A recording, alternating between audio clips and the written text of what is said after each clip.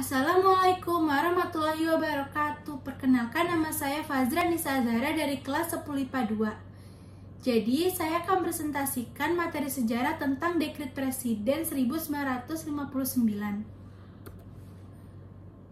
Di sini saya membuat mind map atau peta konsep yang isinya ada latar belakang, isi, dan pengaruh Dekret Presiden terhadap bangsa Indonesia.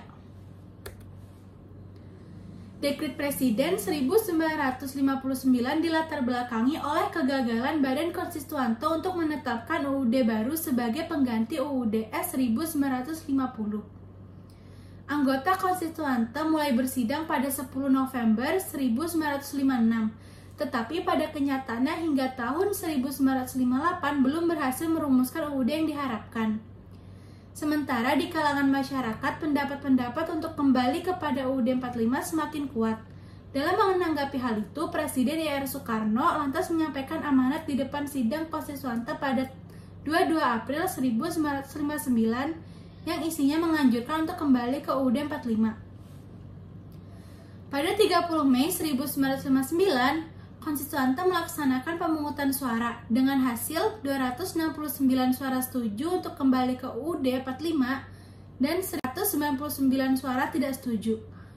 Namun demikian, banyaknya pihak yang setuju tidak lantas membuat UUD 45 menggantikan UUD S 1950. Quorum atau jumlah minimum anggota yang harus hadir di rapat, majelis, dan sebagainya biasanya lebih dari separuh jumlah anggota agar dapat mengesahkan suatu putusan dianggap belum memenuhi kala itu. Alhasil pemungutan suara pun harus diulang. Pemungutan suara kembali dilakukan pada tanggal 1 dan 2 Juni 1959. Dari pemungutan suara ini, konstituante juga gagal mencapai quorum. Untuk meredam kemacetan, pada tanggal 3 Juni 1959, konstituante mengadakan reses, masa perhentian sidang parlemen atau masa istirahat dari kegiatan bersidang, yang kemudian malah berakhir untuk selama-lamanya. Untuk mencegah terjadinya hal-hal yang tidak diinginkan, Kepala Staf Angkatan Darat Letnan Jenderal Nasution atas nama pemerintah atau penguasa perang pusat pun mengeluarkan peraturan No PRT Perpu 040-1959 yang berisi larangan melakukan kegiatan-kegiatan politik. Pada tanggal 16 Juni 1959, Ketua Umum PNI Suwirjo mengirimkan surat kepada Presiden agar mendekretkan berlakunya kembali UUD 45 dan membubarkan konstituante. Pengeluaran Dekret Presiden 1959.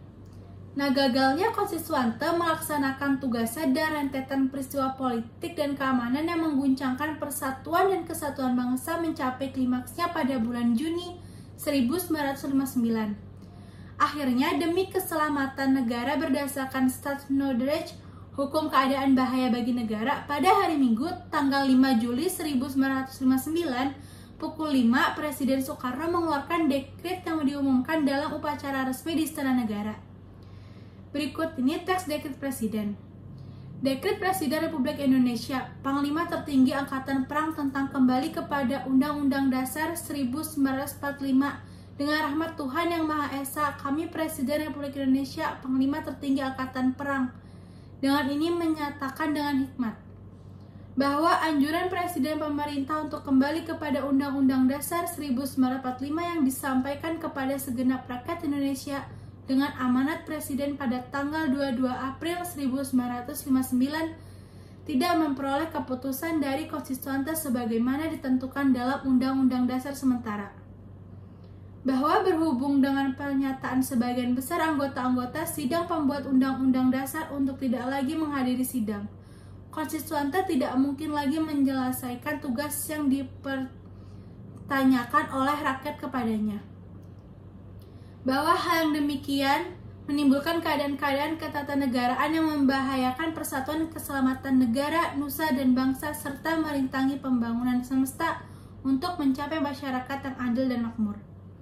Bahwa dengan dukungan bagian terbesar rakyat Indonesia dan didorong oleh keyakinan kami sendiri, kami terpaksa menempuh satu-satunya jalan untuk menyelamatkan negara proklamasi. Kami Presiden Republik Indonesia / Panglima Tertinggi Angkatan Perang menetapkan pembubaran konstituante, menetapkan Undang-Undang Dasar 1945 berlaku bagi segenap bangsa Indonesia dan seluruh tumpah darah Indonesia terhitung mulai hari tanggal penetapan dekret ini dan tidak berlakunya lagi Undang-Undang Dasar sementara.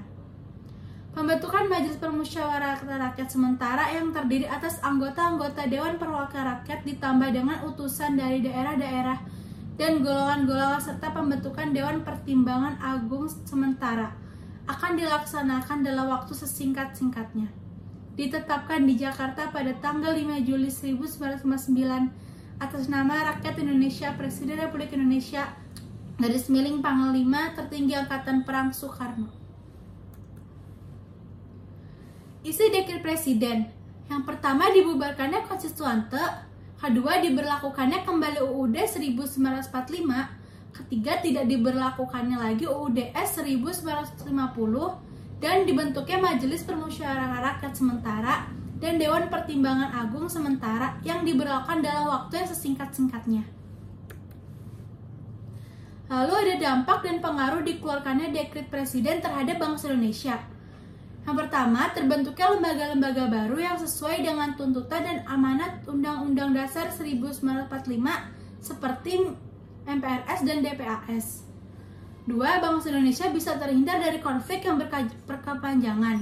3. Kekuatan militer semakin aktif dan memegang peranan penting dalam percaturan politik di Indonesia. 4. Presiden Soekarno menerapkan demokrasi terpimpin. 5. Memberi kemantapan kekuasaan yang besar kepada Presiden, MPR maupun lembaga tinggi negara lainnya. 6. Memberi peluang bagi militer untuk terjun dalam bidang politik. Sejak dekret, militer terutama Angkatan Darat menjadi kekuatan politik yang disegani. 7. Ternyata Undang-Undang Dasar 1945 tidak dilaksanakan secara murni dan konsekuen. Sekian presentasi yang bisa saya sampaikan tentang materi dekret Presiden. Kurang lebihnya mohon maaf. Assalamualaikum warahmatullahi wabarakatuh.